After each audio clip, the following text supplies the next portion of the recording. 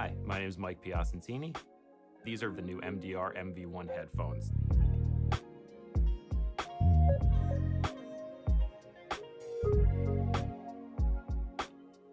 I've worked on the Chainsmokers record, Memories Do Not Open. It was nominated for the Best Immersive Audio Record in 2023 at the Grammys this past year.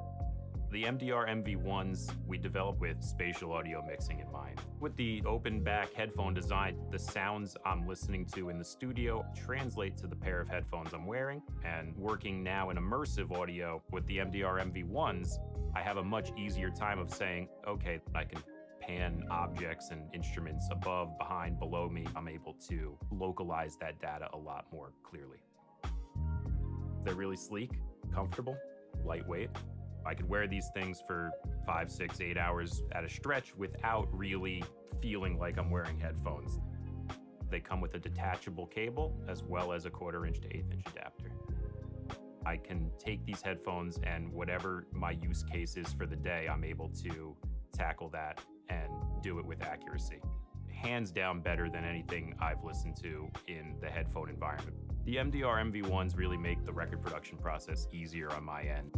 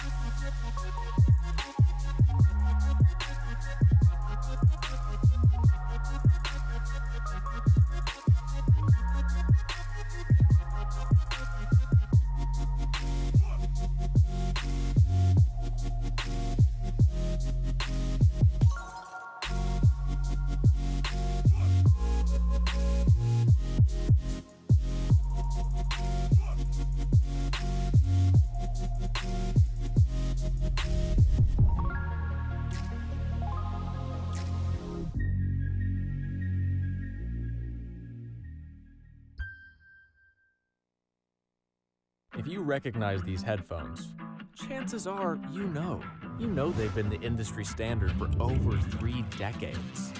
But you also know there's nothing standard about them. Not when you know who uses them. Icons, masters, creators. You won't hear much talk about them because the sound speaks for itself. If you're a pro, you know.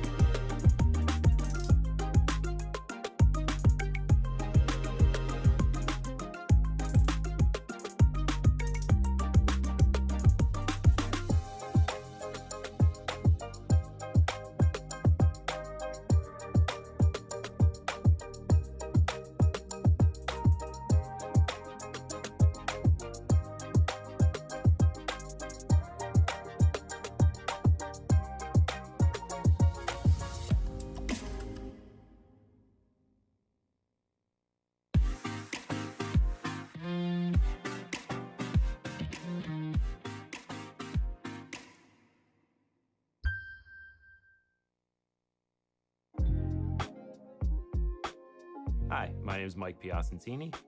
These are the new MDR MV1 headphones.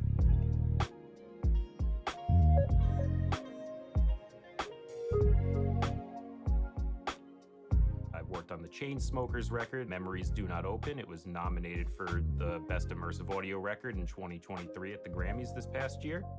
The MDR MV1s we developed with spatial audio mixing in mind. With the open back headphone design, the sounds I'm listening to in the studio translate to the pair of headphones I'm wearing. And working now in immersive audio with the MDR MV1s, I have a much easier time of saying, okay, I can pan objects and instruments above, behind, below me. I'm able to localize that data a lot more clearly. They're really sleek, comfortable, lightweight. I could wear these things for 5, 6, 8 hours at a stretch without really feeling like I'm wearing headphones. They come with a detachable cable as well as a 1/4 inch to 1/8 inch adapter. I can take these headphones and whatever my use case is for the day, I'm able to tackle that and do it with accuracy. Hands down better than anything I've listened to in the headphone environment. The MDR MV1s really make the record production process easier on my end.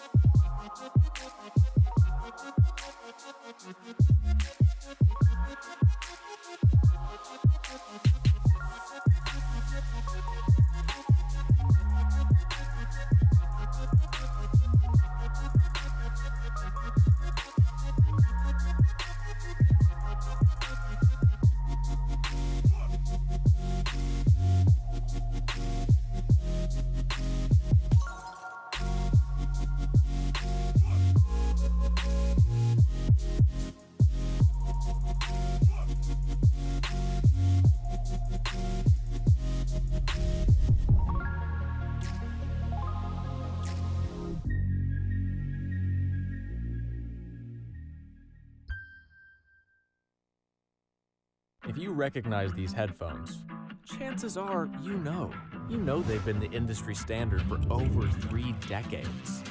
But you also know there's nothing standard about them. Not when you know who uses them. Icons, masters, creators. You won't hear much talk about them because the sound speaks for itself. If you're a pro, you know.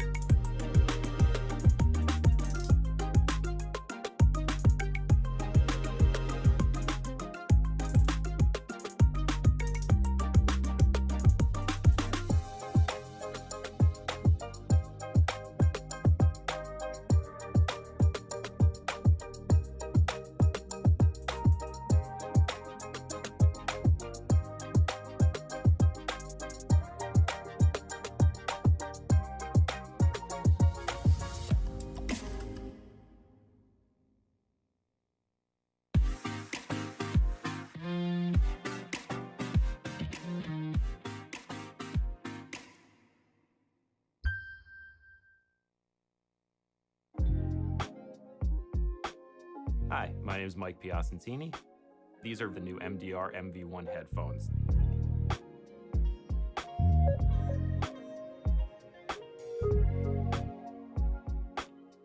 I've worked on the Chainsmokers record, Memories Do Not Open. It was nominated for the Best Immersive Audio Record in 2023 at the Grammys this past year. The MDR MV1s we developed with spatial audio mixing in mind. With the open back headphone design, the sounds I'm listening to in the studio translate to the pair of headphones I'm wearing, and working now in immersive audio with the MDR MV1s, I have a much easier time of saying, okay, I can pan objects and instruments above, behind, below me. I'm able to localize that data a lot more clearly. They're really sleek, comfortable, lightweight. I could wear these things for 5, 6, 8 hours at a stretch without really feeling like I'm wearing headphones. They come with a detachable cable as well as a 1/4 inch to 1/8 inch adapter. I can take these headphones and whatever my use case is for the day, I'm able to tackle that and do it with accuracy. Hands down better than anything I've listened to in the headphone environment.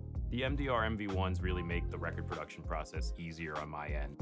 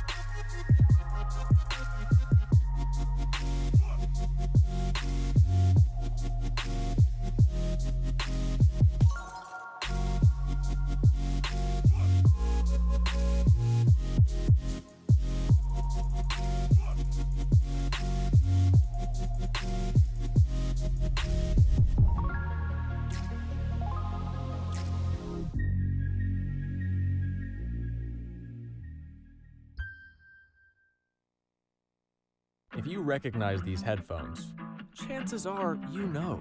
You know they've been the industry standard for over 3 decades. But you also know there's nothing standard about them. Not when you know who uses them. Icons, masters, creators. You won't hear much talk about them because the sound speaks for itself. If you're a pro, you know.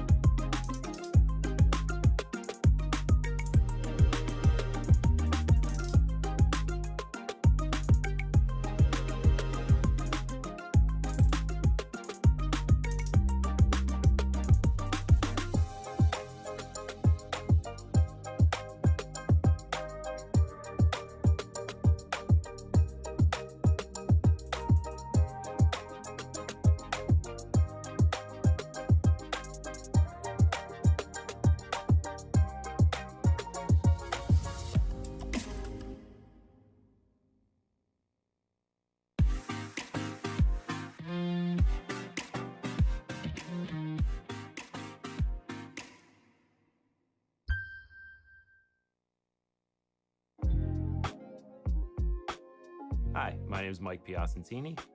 These are the new MDR MV1 headphones.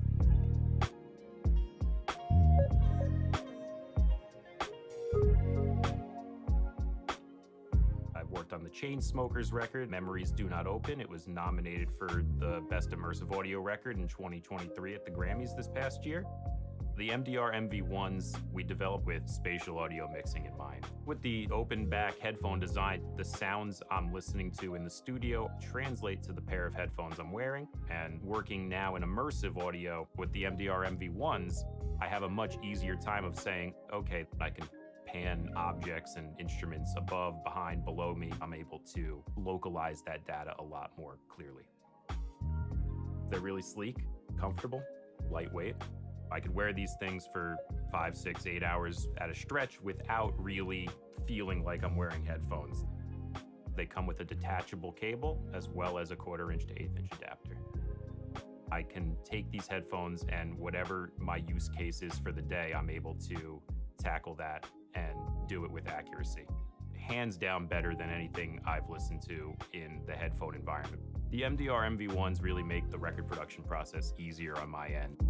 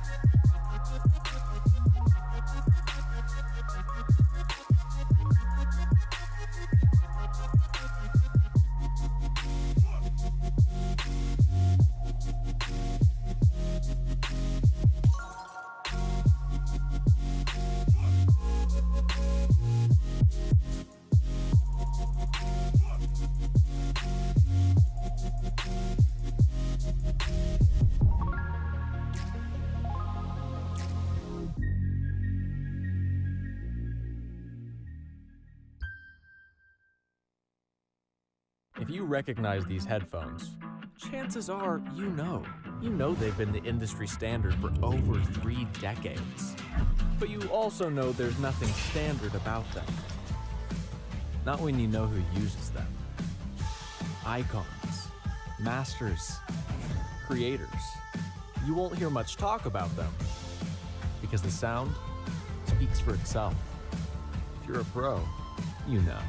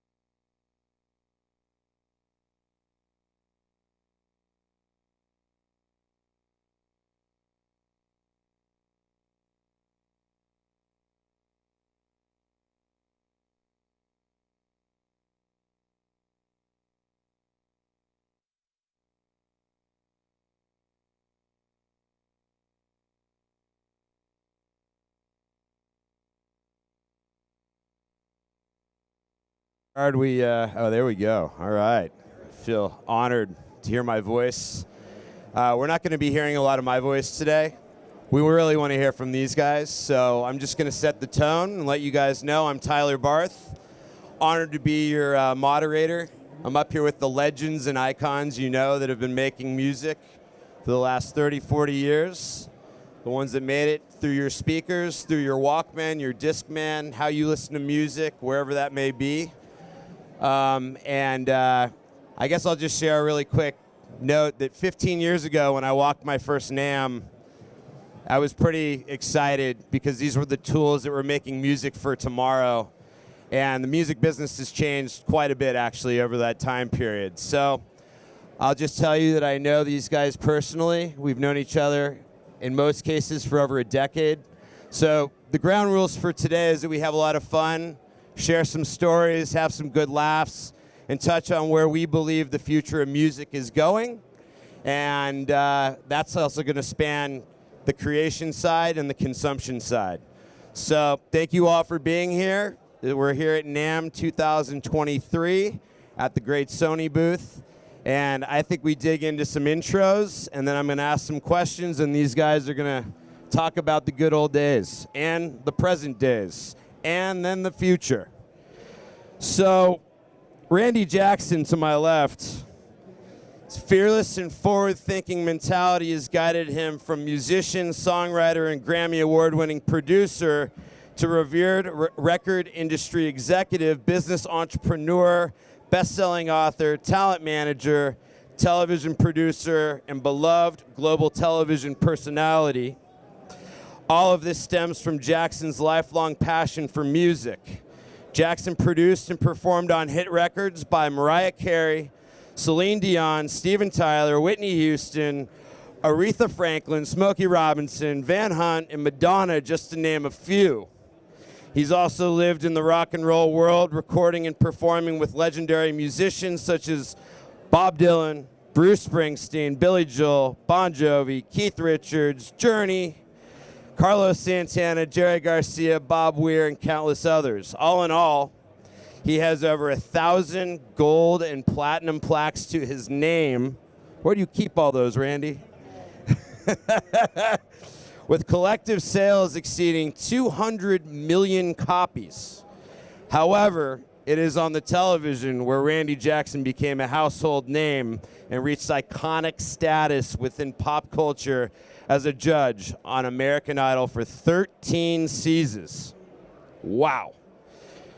Jackson returned to television the year as ultimate bandleader opposite host Jane Krakowski in the reboot of the iconic game show Name That Tune for Fox.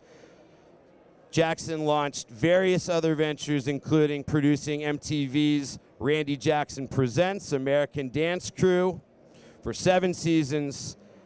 And for the past 15 years, Randy Jackson's eyewear has been one of the leading men's optical eyeglass brands and more than 10,000 retail locations in the US, Canada, and Puerto Rico, Mexico, Latin America, and the list goes on. Randy, I got so much to talk about with you. I'm going to go now to Jerry Harrison. So admired for his work as a musician and music producer, the great Jerry Harrison was a member of the Modern Lovers and Talking Heads, who were inducted into the Rock and Roll Hall of Fame in 2002. The band's video, Wild Wild Life, won Best Group Video at the MTV Video Music Awards in 1987 and the Grammys Lifetime Achievement Award in 2021. Their album, Remain in Light, and film Stop Making Sense were certified into the National Registry for Recording and Film Registry by the Library of Congress. Jerry has released several solo albums. He produced some of rock and roll's best-known bands, including Live, Throwing Copper, one of my favorites, the Fine Young Cannonballs, Violent Femmes, Bodians, Crash Test Dummies, you guys all know, Kenny Wayne Shepherd, no doubt, Foo Fighters, The String Cheese Incident, Verve Pipe, Von Bondies, just a few. He was instrumental to 3 films, Stop Making Sense, 10 Days Out, Blues from the Backroads, and Take Me to the River. And the list goes on there. Also a founder of GarageBand.com. Scott Spock is a chart-topping songwriter and music producer, car designer, and former actuary. He's known for being the founding member of the pop writing and production team, The Matrix, who crafted the pop rock sound of the early 2000s. Spock has written and produced hit singles that have reached #1 worldwide. He's best known for his songs with Avril Lavigne, Korn, Hilary Duff, Shakira, Jason Mraz, David Bowie, Britney Spears, Christina Aguilera, Liz Phair, Busted, and Rihanna. Spock's accolades include 7 Grammy nominations, including Songwriter of the Year, Producer of the Year, the coveted Ivor Novello Award for Best International Pop Hit of the Year, BMI Songwriter of the Year, 2 times Canadian Juno Award winner, Pop Song of the Year, and Album of the Year. You guys might know that song, Complicated. It was a worldwide #1 hit that broke radio play held by the Beatles at the time.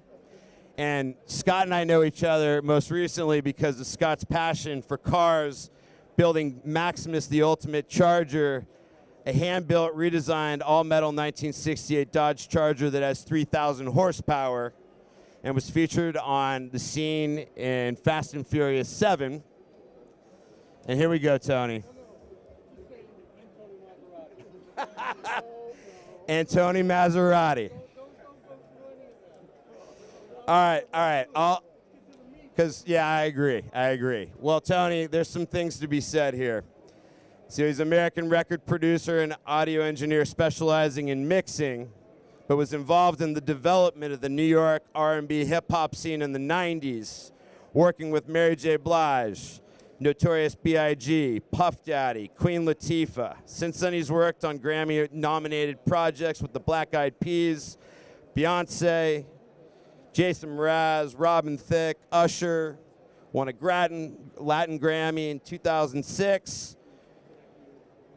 Yeah, I mean, Tony, I agree. Let's get to the meat and potatoes. If you don't know who Tony Maserati, you're probably not standing out here right now. So, all right, guys, I'm going to just dive into the meat and potatoes. And it is great to see such a big crowd out here. Thanks again for coming to our panel.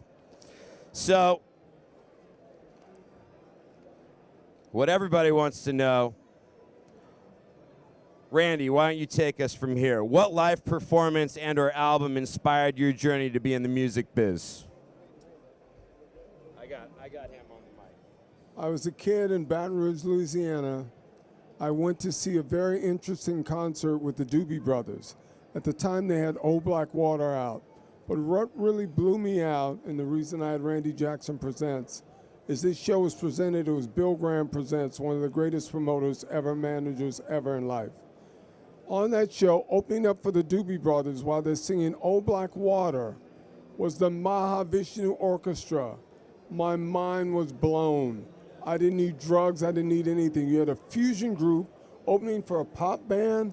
Whoa! Who's this promoter? This is a life-changing event. I was hooked after that. That did it for me. Jerry, you're next to answer that.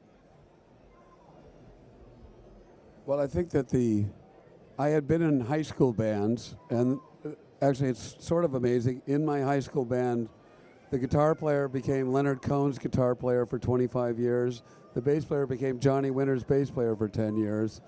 The singer became the head of the American Institute of Architects. And the drummer went off and fought in the Marines in Vietnam and was in all of the, like Khe Sanh and Hue, and then played drums once in the Modern Lovers for a while.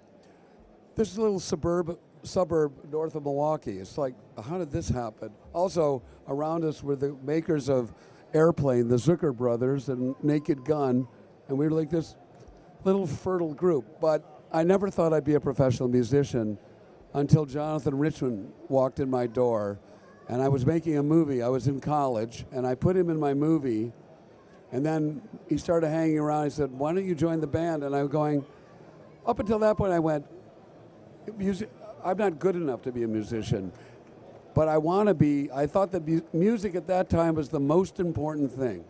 More important, Bob Dylan and the Beatles were more important than John Kennedy to us. Like, they helped determine what we thought about, what the culture was. So I felt if I could do that, I would have the most influence on society. And Jonathan gave me that opportunity, and I knew exactly where I fit in with him, and my whole life changed.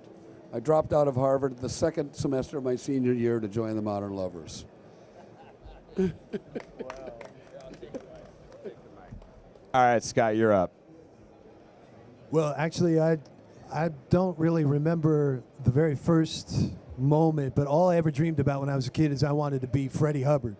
Like, I was a trumpet player, and that's all I wanted to do, man. I just wanted, I was a jazz head, you know. I mean, all the other kids in my class were, I mean, I was too. I was listening to Zeppelin and everything else, but I was really wanting to be a trumpet player. And that, I had no idea that my journey would end up writing pop songs for 16-year-old girls. Had no idea at the time, you know. That wasn't on the plan, you know. My plan was to get to New York somehow and play. And so, you know, I went to college and I took a break and I went to New York for a minute and started playing around like this club at Visione's down in the village, and that's where you got all the pickup work. You know, anybody who's looking for subs, right? So I was playing. I got picked up, you know, to play in a couple things, and I'm like, oh, this is great. But you never want to meet your idols, right? Because sometimes it's a little scary seeing what's going on. And I hung with Freddie Hubbard one night, man, and it's virtually impossible to hang with. I don't know if anybody knows Freddie Hubbard. One of the greatest jazz trumpet players ever lived, man. I could not hang. But, you know, he was leading a hard life, you know, and I didn't want to see myself that way. But that led me to the next step, you know. I went back and finished up, you know, college, and I started working as an actuary of all things, you know, doing statistics and all that stuff, but I just kept producing records. But in college, I'll make this quick, is Ray Kurzweil made the K250. I don't know if you guys remember that keyboard, but it was one of the coolest keyboards ever made. He made one specifically for Stevie Wonder, but our college got one of those things and nobody ever touched it. And it was like the beginning moments of programming, and I couldn't get other guys to play my songs the way I was hearing in my head. So I like purposely going, wait, I got to play a bass part. Wait a minute, I got to learn how to play bass. So I went and started studying all the great bass players, all the great drummers, I was taking arranging class. I was trying to figure out all this stuff just so I could make the song better. And this device helped me. It was like, really helped me get to where I wanted to be. And then that started my journey, and I ended up in LA and you know, working with different people, different producers, and then one thing led to another, and hard road, but had some success. And here I'm on a panel with Randy and Jerry and Tony and Tyler, and I'm happy. So it's like, it's a hard road. I ain't saying it's not, but you know, you got to follow your heart, because we are explorers of the unknown. All of us out here, we're all creative people. Don't ever let anybody stop you from that. Don't let yourself be drawn into a path to satisfy an algorithm. I got to write this song so Spotify will play it. No, you got to write a song because it moves you and because other people will hear you and it will move them. Don't ever lose that, because that's what makes you successful in life. And that's the journey I've always felt. So here's Tony. Yeah, Tony, I'll even change the question up a little bit. Okay. So, you know, you were running around New York, and you know, you had the experience of working with a couple guys, and then that guy Puff Daddy came along. Tell us about that experience and the hustle around going out and looking for the collaborations that were going on in hip hop at the time. You know, I think that I had spent a lot of time working at a studio, Sigma Sound Studios. I met Jerry there. I was an assistant. I was actually a runner, I think, when you guys were making your record, so I wasn't even an assistant. I was making coffee, but I got lucky with connecting with a few artists and a few producing teams, and I was working with Devontae Swing from Jodeci, and we were making a lot of records together every day, cranking, and one day we were working on a duet that Mary J and KC from Jodeci were singing on, and Puffy came in, and you know, it was just a usual thing. I mean, generally in the studio in those days, we would rent a room for either a day or for a week, and nobody would move. I would be there for 16 to 20 hours. Everybody was there round the clock. There were usually 20 people. There were times when I had to stand on my chair and say, all right, y'all have to shut up or get out. And there, the din, everybody would be quiet. Maybe one or two people would walk out, and then the din would get low. And then as I was working and I turned my back and working on the console, the din would get louder and louder. So throughout the night, I just stand on my chair. All right, who's got to leave? It's too loud. Got to go. But that session, we had 2 rooms going at Hit Factory, and Hit Factory had a space on 42nd Street at that time, and Puff walked in, chatted with Devontae about the duet because Puffy was a young A&R guy for Uptown Records, and then he just kind of leaned over and said, "Hey man, I need some work done," and I said, "Well, great. I'm working with Devontae until whatever day, and then I'm splitting for Christmas." And he said, "Well, can you stay and continue?" And I was like, "No, gotta go. I'm leaving town for Christmas, going to see family." And I said, "I'll be back on whatever day it was, the 2nd of January or whatever it was, the 27th of December." So I'm walking up on the stairs of my 2nd floor studio apartment on 5th Street and the Bowery, and my phone is ringing as I'm walking up. Pick it up, it's Puff. He says, "You ready?" I said, "Yeah, let's go." "What time?" 8 o'clock tonight. Cool. That was it. Worked with him for probably the next 4 years, round the clock, and then we continue to work together. I was just saying that I spoke to him 2 days ago. So that relationship was a great relationship for both of us, and yeah, I love him like a brother. It's amazing. I love that. So Jerry, I got a question for you. It's been a few decades since you've been touring out on the road, and I know you and the incredible Adrian Belew have been touring around, just gotten back off a month trip, touring all over the U.S. What's that like, to bring music live again and not just be in the studio co-creating? Well, it's wonderful. It's tiring, but it's also really wonderful. And you just feel the joy in the audience.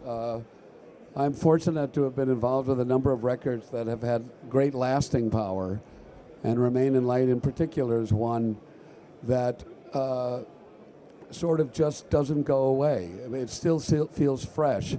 And Adrian played on Remain in Light. It was in the tour that we did in 1980, and there's a YouTube video from Rome. And we always talk about this video. I mean, as great as Stop Making Sense is, there's something about this video of that first band. And I hired that band in one afternoon. And so I feel a particular pride in that that one aggregation that was Talking Heads. So we said, we got to do this. But we now have an 11-person band, and we're going around, and we're basing it on that show in Rome. Adrian does a show from Discipline, the King Crimson album, that he was basically the major writer on. I do Rev It Up for my solo work. And the other musicians had been doing Slippery People, so they do that. Other than that, it's that show purely.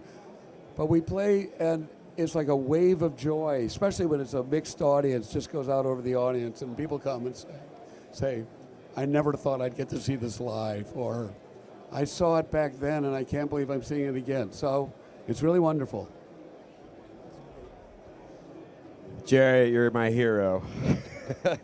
Randy, another one of my heroes. I'm honored to be sitting next to you, in fact. And, you've had so many different stages of your life as an entrepreneur, as a performer, as a producer.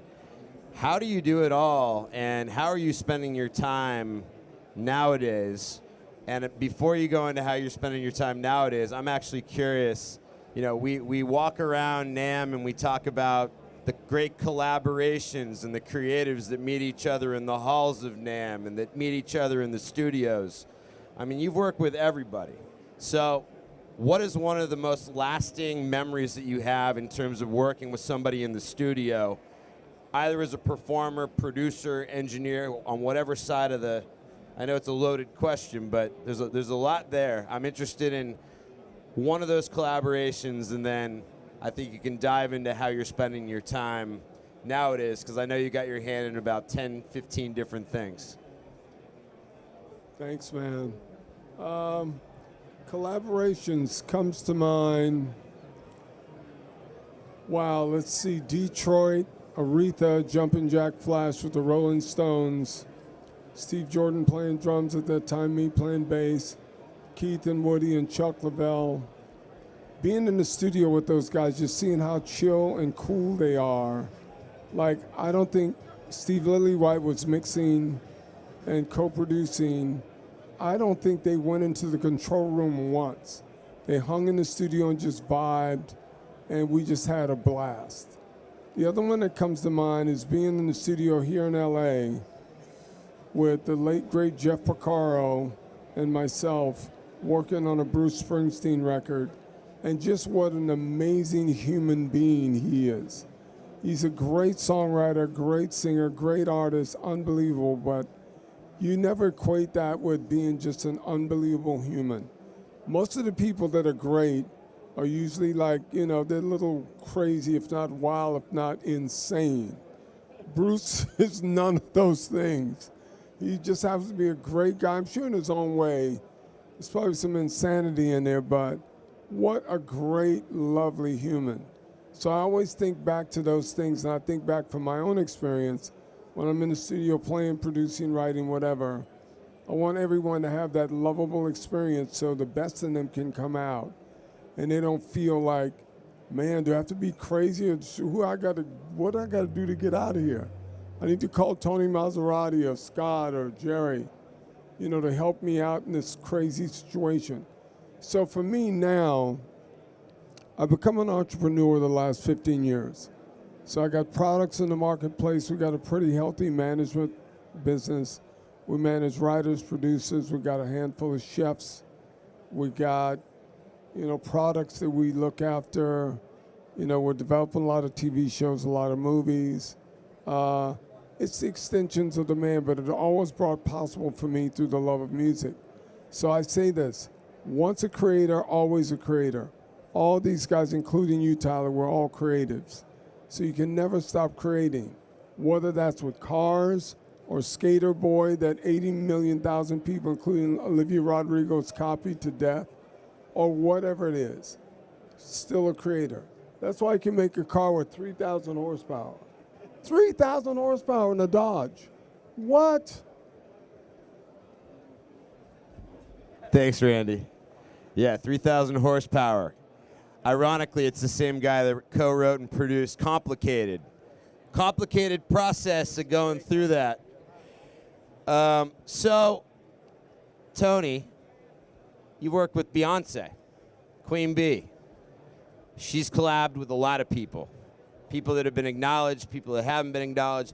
Doesn't matter. I mean, the idea of working with Queen Bee over the years, give us a little taste of that and some of the stuff that you've taken from the studio that you kind of reflect on being a new dad, kind of running around and sort of doing the bi-coastal thing between, you know, the East and the West Coast. I'd be interested to just know what are some of the takeaways that you can take from the studio into being a new father. But first, Beyonce. Okay.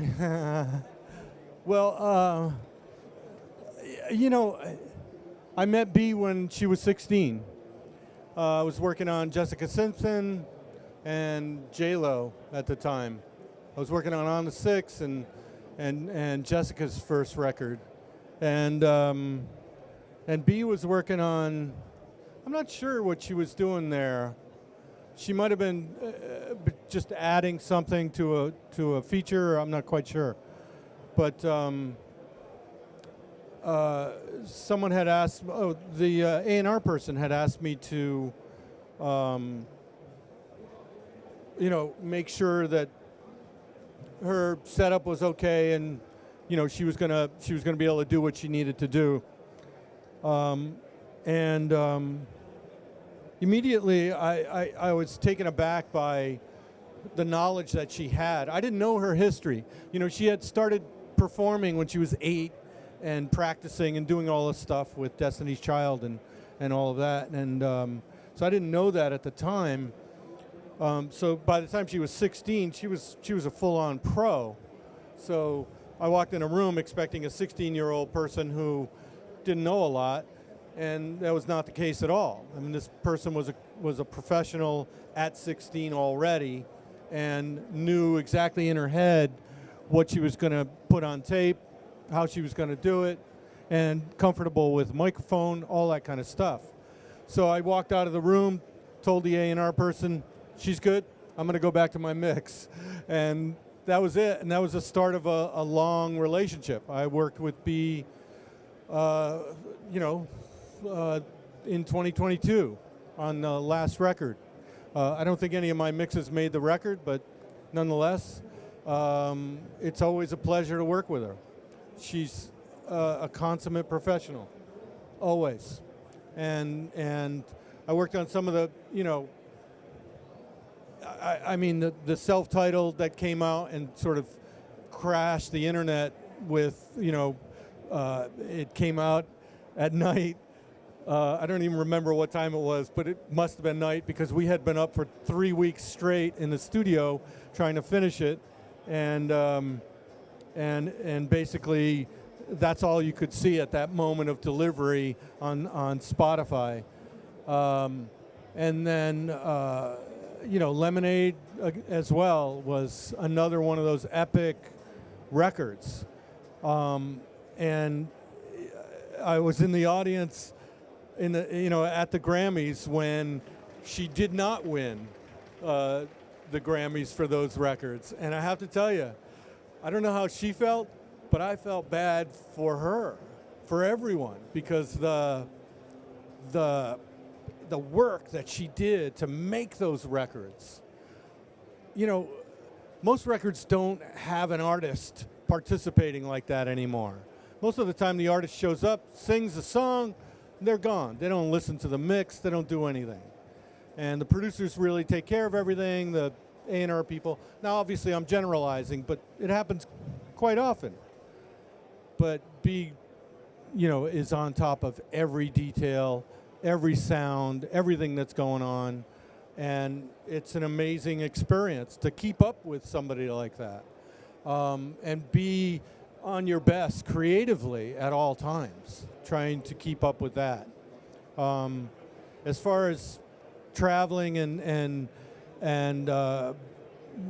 being bi-coastal and being a new dad, it's a complete, switch up, change up for me. My priorities are very different, but it just means that I have to be faster. I used to take, quite a long time, maybe a day and a half to mix a song, and now I don't have that time. So I've got to be able to mix a song in 4 to 6 hours. And of course I do, open it up again and again and again, but I've got to be quicker. And I've got to be able to work anywhere. And I think one quick note about my training in New York, there was a time when I used to bounce from studio to studio. I'd be at Chungking at night, and then I'd be at Hit Factory in the day, and my gear would follow me all over the city. So I think a lot of that training of being able to mix anywhere, anytime, with any setup has kind of worked for me in this modern world where, my wife and I were on a vacation in Greece, and I get a phone call from B, and it's like, you got to mix. And I'm like, okay, I got my favorite headphones, I'm ready to go. And you do what you have to do. You listen in the car, and you send it back to, in my case, Stu White, who's her engineer, and have him listen and give me comments. And then you fly in just for the final thing. So that old school way of just moving from studio to studio really helped me out a lot. Wow. All right. So here's a question that is very contemporary in the way that we consume music. But before you consume the music, it needs to be created. Artists from all over the world have found ways to collaborate, never sitting in the studio together. And they're creating tracks that currently amass over 50,000 uploads to Spotify a day. I know that was a corrected number. It used to be 100,000. They corrected that number to 50,000. But on SoundCloud, there are 100,000 songs going up every day. So we know the creation's there.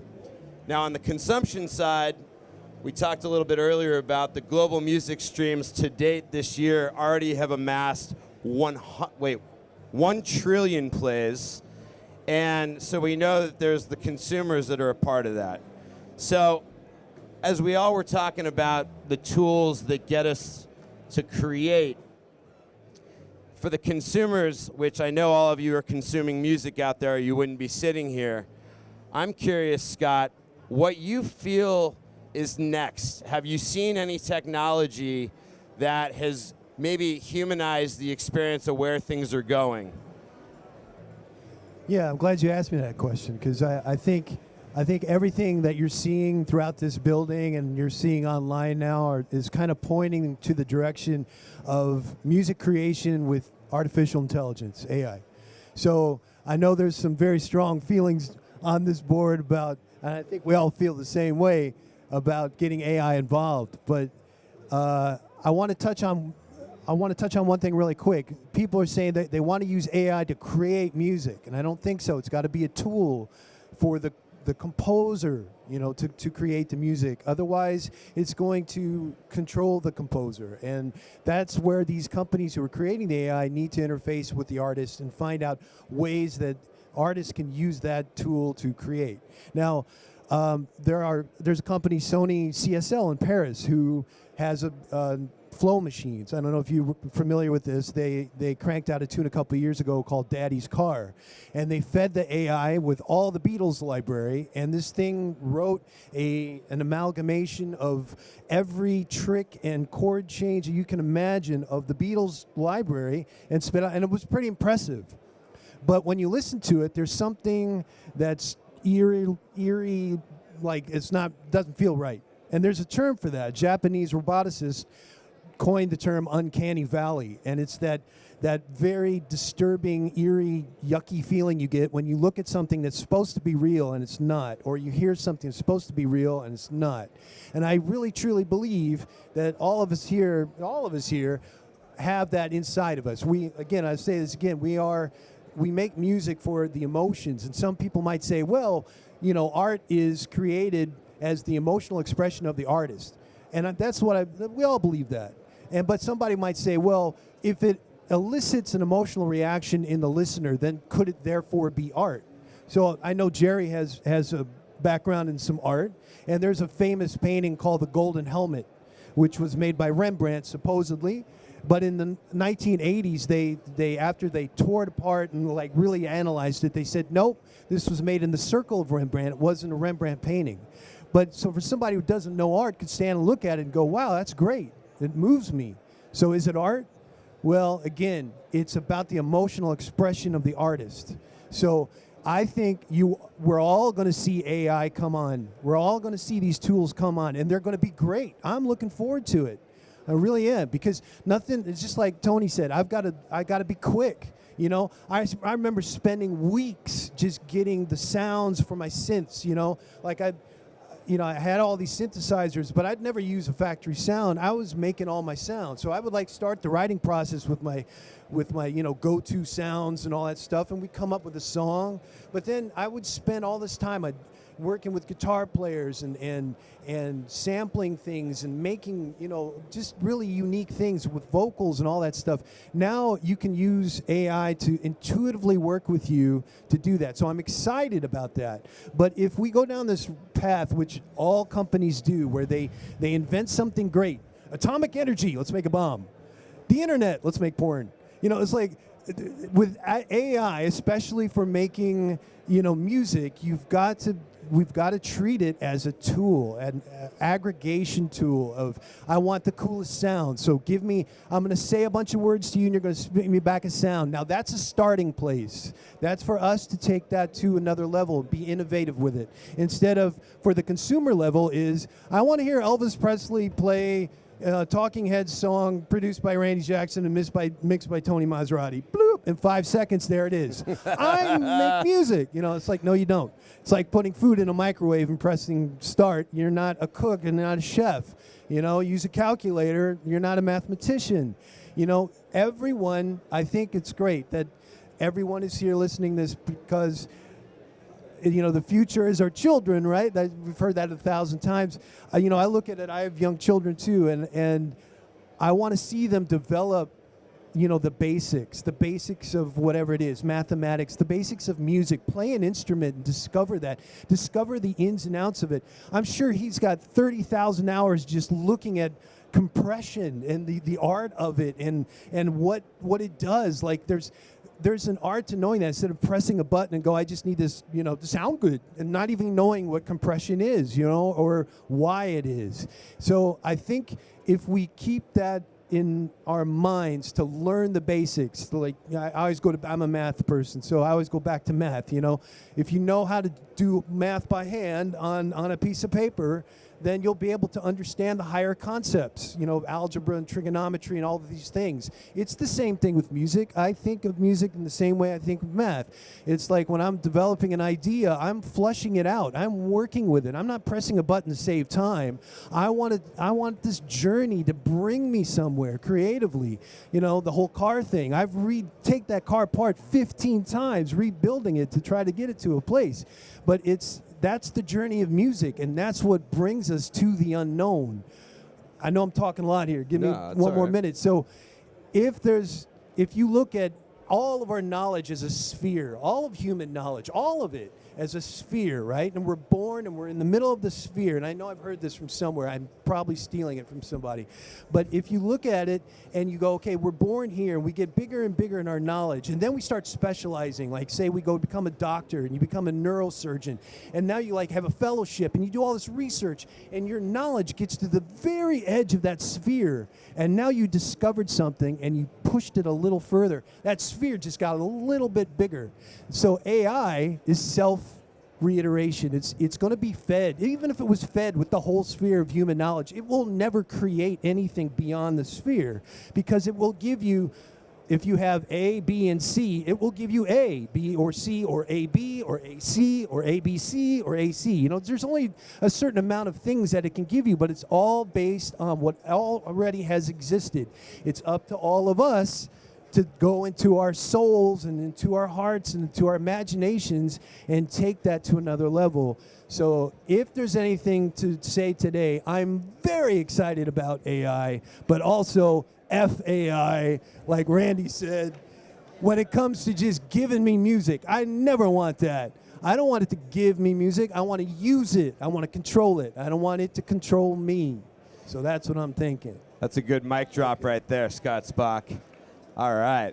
So we're going to go around, and Randy, Jerry, Tony, you all are going to answer the same question or maybe, give a comment based on what Scott said, and then we're going to have some time for questions for a lot of you guys that are interested in actually hearing things that I didn't ask. So, Randy, my dog, give us what you want to talk about around AI or not, the future consumption creation, something you might have experienced in the VME, however you want to put it. Well, I got to agree with my boy Scott. It's how you use it, and it's to be used as a tool. Everything has pluses and minuses. I'll never forget, in the Bay Area when I moved up there with Narder Michael Walden and we started making all these Aretha, Whitney Houston records, we'd be recording them live because we're all fusion guys that made the crossover to pop side. We could record a whole album right at the charts in like 2 hours. The whole album in 2 hours. I'm the crazy guy that brought in Pro Tools and we were watching a computer for days on one song. So the possibilities that it created were a plus and a minus. Same thing with auto-tune. You find more people now with a career that can't sing because they can't sing in tune, and people are drawing in waves in Pro Tools. So AI is how you use it. The question I have about AI, who owns it? My buddy calls me the other day and said, dude, I'm using AI, you know I only write choruses. I go, that's good because that's the most important part of the song. So I've been using AI to write these verses. What do you think? Who owns it? Who owns it if AI writes the song? I don't know. It's a great question. Who does own it? I mean, I believe, I think that since you asked the question and I'm trying to answer, we own it. Yes. All AI is owned by this partnership right now. We have, it's called AI LLC. Well, when I think about AI, I see it, this is going to be slightly long-winded, but if you think about how people get music as a part of their life, if we go back to the 19th century, Sears and Roebuck was, in their catalogs, was delivering pianos and guitars to people, and someone in the house would be said, you know, I think our daughter, she seems to sing a little bit, she should learn the piano. And people would sit around their houses and sing and perform things. And then there was the invention of recorded music. And so we started to go from everybody do it yourself to the professionalization. And as sound reproduction skills got better, fewer and fewer people could satisfy more and more people. But also kind of what happened is fewer of the people took the time to learn how to play the instruments. And we got all the way through, and then in the 50s, which was the singles world, we had the album come out, which was, I want to be more artistic. I'm going to make this bigger statement, which I think that we all grew up in and loved that period. As music went online, it went back to a single song model. To me, streaming and the way I see, not necessarily my kids, but other kids, very often, like my son had a roommate in college who bragged about how many songs he had downloaded or had access to, but he had never listened to any of them. And my son said, well, what's your favorite one? Oh, I don't know, you know, it was more. And so there's music, I think for many people, has become the background of their lives, not the foreground as it was, particularly when albums were making these statements and you dug into what is Sgt. Pepper about, or what is, you know, Beggar's Banquet about, or all these wonderful albums. And so AI to me, and so now what's happened is the rebirth of vinyl is that people are saying, I want to go back to collecting. I want to go back to having a personal relationship to the music, and it's mine, and it's now an event for me.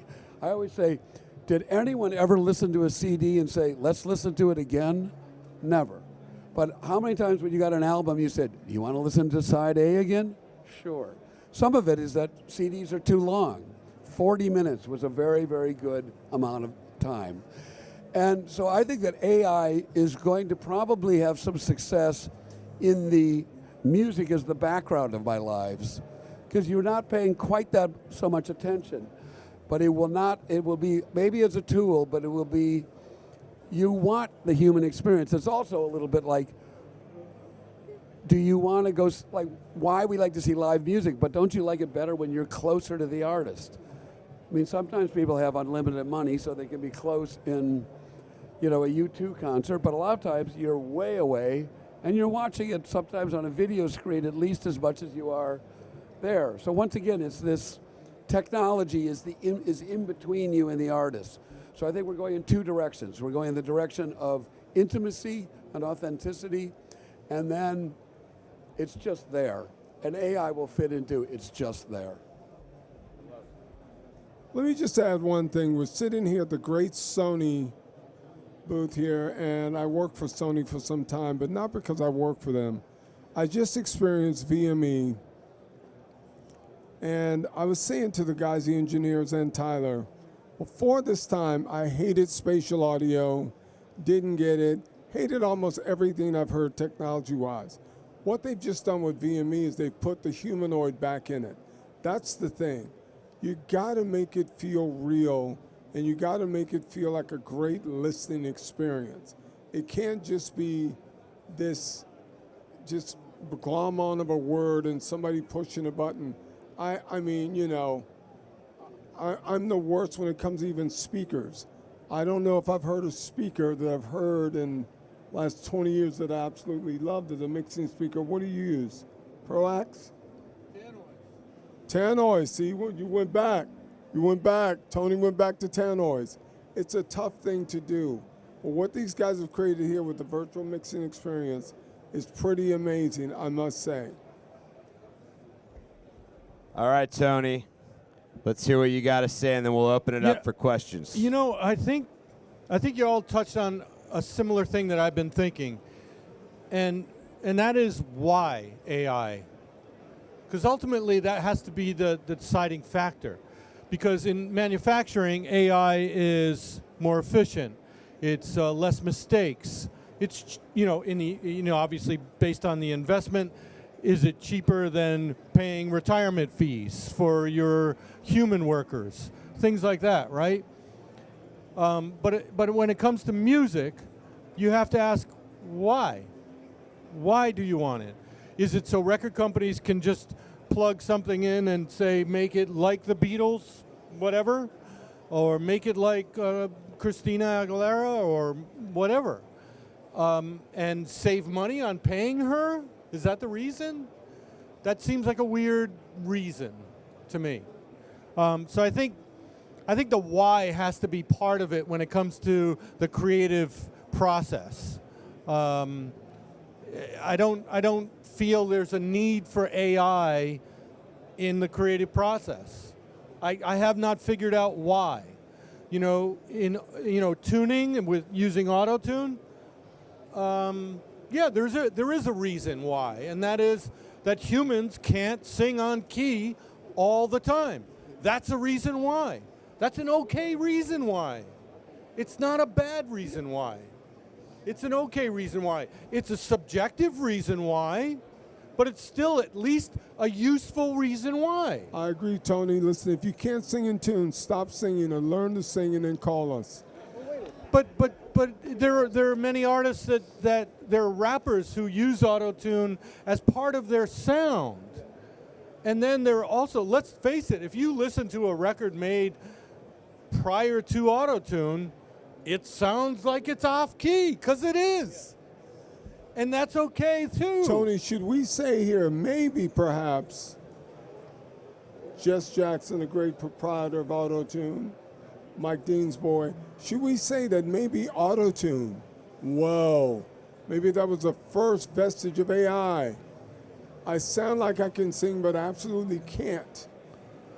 I don't think that auto-tune is AI. I think because when I use Melodyne, I manipulate it. All I'm trying to do is get that one note fixed.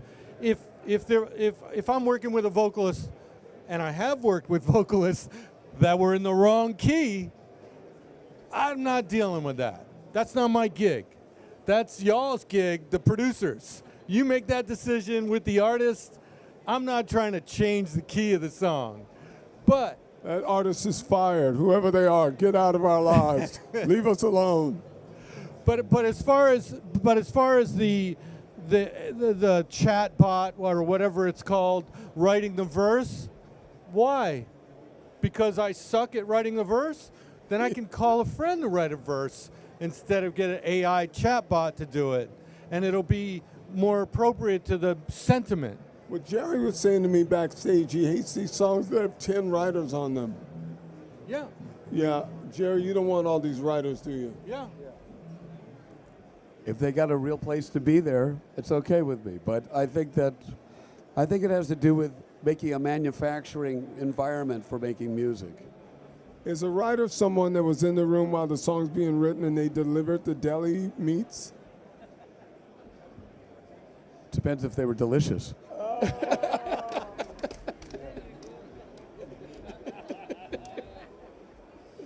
Tony, I got a question for you. Okay, now, I'm sure there's a lot of people out here who specialize in some certain thing. You're either a bass player, you're a mixer, you're a songwriter, whatever you are, right?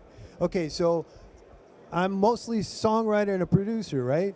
I know how to mix something. I could never approach the level of you ever in my life. I use your plugins, your Waves plugins. They're awesome. I'm like, they're great. Now, the question of why, I don't mean to be devil's advocate, but I'm sure there are people out there thinking this, is now I'm doing my thing. I'm delving into the specifics of what I personally do, the songwriting, the producing, and now I just need to get this to a point where it sounds good to me. So now I go to a plugin or to an AI and say, mix this vocal for me. Bloop. And it takes all of your stuff and puts it on it. And now I just saved myself, a couple hours worth of time. When I could call you, I know that, but I'm just trying to get this thing done. So that's a question. Okay. So, you know what? You send me a song. Okay. We don't even talk, right? Yeah. Because you hired me not for necessarily what I do, but that I listen to what you did, okay? So when y'all create a song, you don't want to hire somebody and have to tell them every detail of what you want. When you're sending it to a mixer, you're like, I'm sending it to this dude because I think he thinks like I think, or he hears like I hear, or he digs what I dig. That's what you guys do. When you hire me, that's what you do. And putting that in an AI format, my plugin doesn't give you me. It just gives you some concepts that I dig. So I think AI is, I still ask the question, why? Because if I was producing, or if I was writing a song, if I'm an artist, I mean, and we all do this. We find the humans. Part of being a producer is being a casting director. It's choosing the humans. Who's going to play bass? You got 10 bass players who play it perfectly, but there's only one that's going to have the vibe that you're looking for on this particular track, and that's what AI can't give you. In the words of one of the greatest producers ever, the great Quincy Jones, the best producer in the room is the guy with the best phone book. I'm calling you because I know what you do, and I don't have to say, if I got to tell you what to play, I called the wrong person. Yeah. He's absolutely correct. Look, AI is here to stay. It's the shiny new toy. It's like autonomous driving. It's all coming. It's all going to be here. I think, Scott, you said it best. It's how you use it. It should be a tool. It shouldn't be let me use AI instead of Tony. AI is never going to give you what Tony does. AI is not going to give you what any of us do. I mean, it may help you in some way and give you a facsimile, but... Yeah, I think Scott did say it really well in that the sphere, does it grow? Does it get bigger? Because that's what these guys do. Even if it's moved this much, if you think about it, a sphere is very specific. It's a huge amount of space. Even if it's a millimeter in this, this diameter. So you keep punching at that thing, which is what you guys do, then that thing is punching out a millimeter at a time. That's consciousness right there. I also think that there have been a few things before AI that we can say. For instance, when we were working with Eno, he had a deck of cards called Oblique Strategies. And it's like when you got stuck, you'd pull out a card and it would give an instruction, which might be like get stoned, or it might be take the beginning and put it at the end, or it might be, and these were for life, not just for making music. That's right. But also William Burroughs was famous for taking magazines and cutting up phrases and words and shuffling them and putting them out and using that as a randomizer so that he didn't fall into conventional patterns. So I think that if one uses AI as a way to break the obvious and make you think about something new, and then you take it and you make it your own, then it's a good thing. But if you just rely upon it to do it instead of you, what's the point? And by the way, that's a why. That's a useful why. And by that's the way, a useful answer to why. And by the way, all of these songs that come out that don't do well, nobody's ever heard, it means that they're shit. That's why they don't do well. You will still need great songs and to write great songs. AI is not going to write you necessarily a great song. AI won't tell you the emotion that you're living in your spirit, which is the reason people come to live shows and love us as artists and people. You want to marry with that, because that's your kind, that's your person, that's your people. AI can't give you that emotion. Wow. All right, so these guys did my work for me and your work for you by answering or asking the questions that some of you guys wanted to know. I'll encourage you guys to stick a little bit after, but unfortunately, this is all we have for our panel, and I want to continue this discussion. Actually, you know what, Tony? You're right. I think we give it another 10 minutes. I think we have time for 2 questions. I agree. The opportunity to get these 4 guys sitting down together, it only comes once in a blue moon. So I think we open this up for questions. If you have a question, I'm going to ask you to come over by me so that these guys can actually hear it. Come over to my right. I've been instructed. Actually, go ahead, Ross. Maybe that works. Working? No. Just use that. Okay. So my question is for Tony. So my like kind of thing is like very like unusual because I play like an electric violin, but it is like frets and like 6 strings. I could do like rock, dubstep, electronic, hip hop, and so I know like I'm unique, but like how would you like recommend? Because I would like make it like very big and successful, but how do you like make sure like I'm like in control of my success, kind of? You're not. Sorry. You just can't be. Because you can't tell the audience to like you. That's just not how it works. You can love what you do. You can love being loved by the audience, but you can't make them like what you do. You just have to love what you're doing. And hopefully you can collaborate with other humans who help you elevate. And that means, and that includes lawyers, that includes managers, that includes other musicians, that includes producers. But this is how, you know, we didn't get here alone. We got here by me listening to what they do and saying, that shit is cool. Now how can I do that with a mix that doesn't sound the same song, doesn't sound exactly the same way, but I can give a little bit of Jerry Harrison on this with an EQ or a delay or an effect of some kind. You know what I'm saying? So that's how we are all connected. Everyone who makes music is connected that way. Any music that you listen to is connected that way. So you've got to collaborate with other humans to elevate what you do. If you make this awesome sound from this wild instrument that you have, then you've got to make them like it. And that usually means in a song. Or you could stand on the street and see if they turn it on. Yeah, let's not forget the chicken and the egg. The song comes first. I would say to you, there's a great violinist that I worked with in the past named Jean-Luc Ponty. He made it work with the melody on the violin. He was in the Mahavishnu Orchestra, ridiculously talented. Take that, listen to that, and figure out, you know, listen to any band that had violin in it, any band that had strings in it, depending on the kind of music you want to do and apply that, but it starts with the song. Gotta have a song.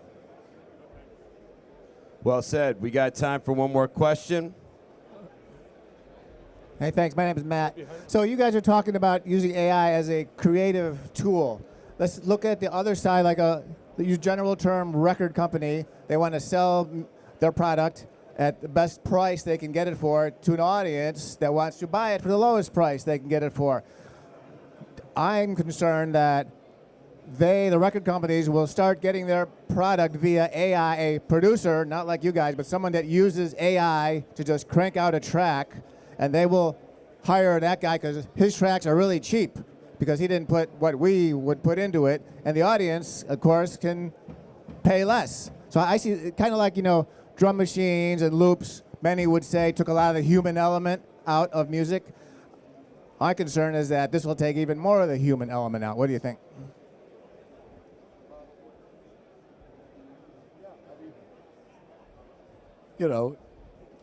It's the business of business to make money. And it's, in the past, record companies made money because they satisfied a need of the audience by connecting them to artists. I mean, when you say there's 50,000 tracks uploaded to Spotify, I mean, the idea of like what you choose to listen to is when we started GarageBand, that was part of the reason of like, how do you help guide people?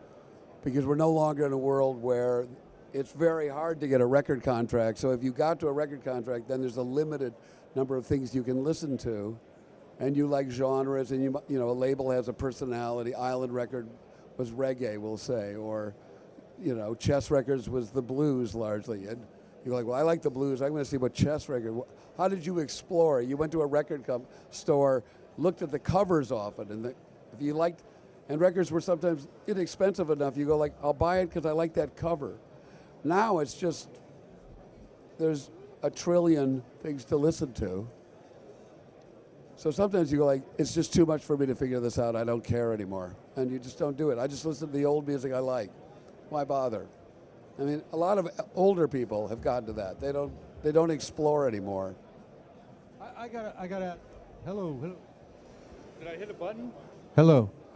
That works. I gotta add, because that's just the why ends up being money. So that label's gonna make music that's AI created. You know what? There's going to be another label that says no AI, and that's the way to make money too, right? So if it's about money, then your competition is, okay, well, the impetus is money. I mean, obviously the music business is about making money as well, but I don't know a lot of A&R guys who only think about money. I don't know a lot of label presidents who only think about money. Well, all right. You guys know more than you guys know more than I do, and you know them better than I do. But my point is, then there'll be a label that says only humans, no AI, and that'll be their moniker. That'll make them money. So. But what is it? Right. But what's interesting? You brought up a very good point here. The real reason that AI could really be of use for the labels, the marketing and the promotion. Let me put this song that these guys, the new band up here, let's call ourselves the New Americans. We just started a group. Don't look at us like we're crazy. We started a band, you guys. Come on. The New Americans. The New Americans have this song, where do I find an audience for them? You put that into AI and maybe it spits out. They will only like this band in Pittsburgh. So you started there. What are the cities? Now that's a useful tool. That's a good way to use it. Oh, man. All right, so we're unfortunately out of time. But I will just make one last comment. I really want to thank Sony for bringing us all together, for the fact that they are the company that's making tools for the creators, which is really bringing, the creators' art to life. And, I never thought in a million years, being a young guy, I'd sit next to the legends that these guys are. And even thank you for all flying out, driving all over California. I never thought in a million years I could create this panel. So thank you guys so much. Really, thank you. And for everybody that was streaming, And, you know, we were live streaming. This video will, you know, if you feel like you missed a morsel of today, it'll be on, I think, Sony's YouTube site. So, guys, let's give everybody a round of applause. Thank you guys for making it all the way out here. I'm humbled.